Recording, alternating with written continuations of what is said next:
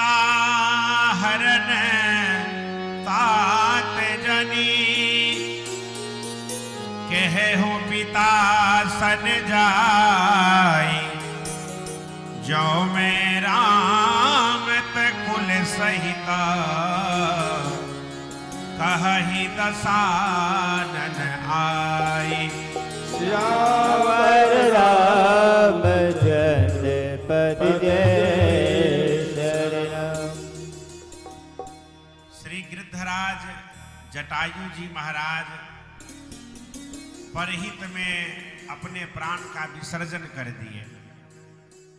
एक अबला नारी की रक्षा करने में उन्होंने अपने प्राण को विसर्जन कर दिए। हरिभक्तों, एक महाभारत के पात्र थे श्री भीष्म पितामह जी महाराज, जिन्होंने अपनी पुत्र वधू को अपने आंखों के सामने श्री दुशासन ने चीरहरण किया और वह महाभारत के सबसे उत्तम पात्र हैं भीष्म पितामह जी महाराज। और उन्होंने अपने आंखों के सामने अपने पुत्र वधू की इज्जत लुटती देखी।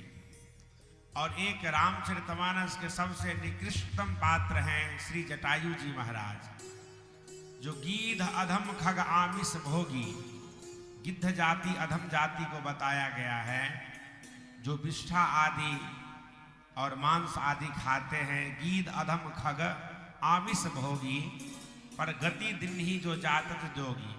पर इनको जो गति मिला वो बड़े बड़े अमलात्मा ऋषि मुनियों को नहीं मिल पाता है। क्यों? तो आपने परहित के लिए अपने प्राण का विसर्जन कर दिया, परहित के लिए अपने शरीर त्याग दिया। भगवान रामचंद्र जी जब आश्रम में सीता माता को नहीं देखते हैं तो विलाप करते हैं कि हे खग मृग हे मधुकर श्रेणी, तुम देखी सीता मृग नयनी। हे खग हे मृग हे मधुकर श्रेणी, क्या आपने मेरे मृग नयनी सीता को देखा है? इस प्रकार से विलाप करते हुए आगे जाते हैं तो मार्ग में कराहते कराहते अति घायल दो कटे पखना, रसना तऊ पे रट लाती रही। अति घायल दो कटे पखना, रसना तऊ पे रट लाती रही। तन पीर अधीर की देखी दशा, केहि के उमगी बिनु छाती रही। रघुनाथ दशा लखि के तेहि की, केहि के उमगे बिनु छाती रही। गति गीध के देख दया निधि को, सुधि सीय के शोध की जाती रही। गिरधराज जटायु जी महाराज के गति को जो उन्होंने देखा तो सीता माता की सुधि वो भूल गए और उन्होंने कहा कि हे तात, आपकी यह गति किसने की, यह दुर्गति किसने की? श्री गिरधराज जटायु जी महाराज आंख बंद किए हुए हैं और राम राम कह रहे हैं। और वो कहते हैं, कोई भी हो मैं कहता हूँ, बस जाओ मुझे को मरने दो। कोई भी हो मैं कहता हूँ, बस जाओ मुझे को मरने दो। हा राम मंत्र यह माता का, आराधना इसकी करने दो। आप कोई भी हो, मैं कहता हूं बस जाओ मुझको मरने दो। हा राम मंत्र यह माता का, आराधना इसकी करने दो। मेरी माँ ने मुझसे कहा था कि बेटा, जब तेरा अंत समय निकट आए तो संसार के लोगों से नजर मत मिलाना, संसार के लोगों से बातें मत किया करना, संसार के लोगों से आशा न किया करना। जब कोई ना हो अपना सियाराम कहा करना। और उसी मंत्र को मैं जपता हूं। जब इस प्रकार से गिरधराज जटायु जी महाराज बोले, तब भगवान उनको अपने गोद में ले लिए और भगवान कहते हैं, गद गद होई बोले प्रभु, मैं ही हूं वह राम, भक्त राज देखो तुम्हें, करता राम प्रणाम। भक्त राज देखो तुम्हें, करता राम प्रणाम।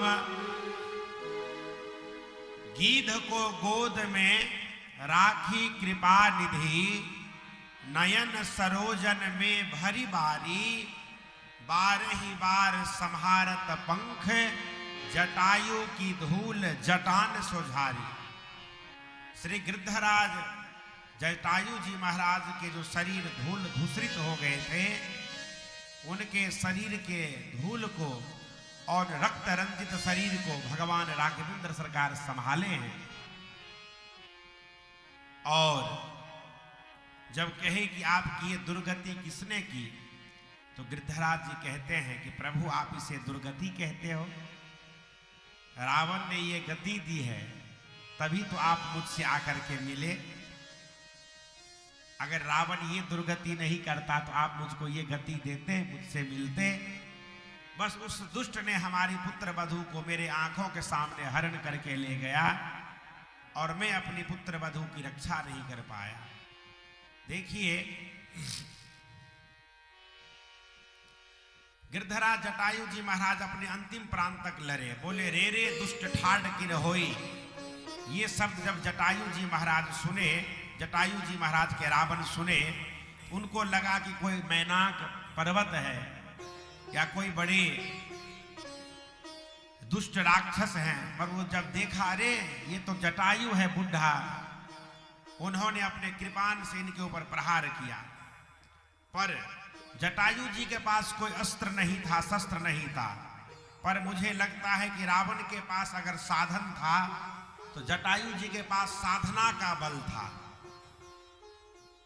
धर्म की, सत्य की साधना कैसे सन्मुख हुए जटायु, जबकि शत्रु सबल था, क्योंकि आत्मबल गिरधराज के जीवन में भी प्रबल था। कितना अच्छा शस्त्र था। धनुष पर बाण चढ़ाओ, फिर संधान करो, छोड़ो। पर यहां आपने चोट से ही रावण के संपूर्ण शरीर को विदीर्ण कर दिया। प्रकृति के प्राणियों की त्यागियों से प्रीत होती है और जिनका चरित्र है उज्जवल, उन्हीं की जीत होती है। हरि बंधुओं, जटायु जी के पास श्री राम जी आ गए हैं। जटायु जी कहते हैं, मरत न मैं रघुवीर बिलो के, तापस वेश बनाए, चलन चहत अब प्राण परम गति, बिनु पानहि पहाए। हे नाथ, अब आपके दर्शन इन नयनों से कर लिया, अब और किसी चीज की अपेक्षा नहीं है और अब मैं अपना प्राण त्यागना चाहता हूं। गिरधराज जटायु जी जब महाराज इस प्रकार से बोले तो कर सरोज सिर पर से हो कृपा सिंधु रघुवीर। जब भगवान अपने कर कमलों का स्पर्श जटायु जी महाराज के शरीर पे किए तो उनके तन का दुख धीरे धीरे दूर होने लग गया। सुग्रीव जी महाराज के ऊपर जब भगवान अपने हस्त कमल का प्रयोग करते हैं तो सुग्रीव जी महाराज के तन का पीड़ा दूर हो जाता है, जो बाली ने गदा से प्रहार करके मारा था। ऐसे ही आज गिरधराज जटायु जी महाराज के ऊपर जब अपना सुंदर हस्त कमल भगवान करते हैं तो उनके दुख दूर हो जाता है। और जटायु जी महाराज जब आंख खोल करके देखते हैं और भगवान को देखते हैं तो पूज्यपाद गोस्वामी तुलसी बाबा गीतावली में वर्णन करते हुए कहते हैं कि राघो गीध गोद करी लीन हो, राघो गिद्ध गोद करी लीन हो, नयन सलिल अनहवाय गीध को मनहु अर्घ जल दीन हो, राघो गीध गोद करे लीन हो। और हरिबंधुओं, पूज्यपाद श्री बिंदु जी महाराज इसकी बहुत सुंदर चित्रण किए हैं। उन्होंने कहा कि संसार के जो तीन ताप होते हैं, दैहिक, दैविक और भौतिक ताप, इन तीनों ताप से जो परे हैं वो पूर्ण ब्रह्म भगवान है। हमको आपको ये तीनों ताप व्यापता है, दैहिक, दैविक और भौतिक ताप। तो भव के जो त्रिशूल से ऊपर है, प्रभु गोद वही अविनाशी हुई। आज वही गोद किनको मिला है? जटायु जी महाराज को।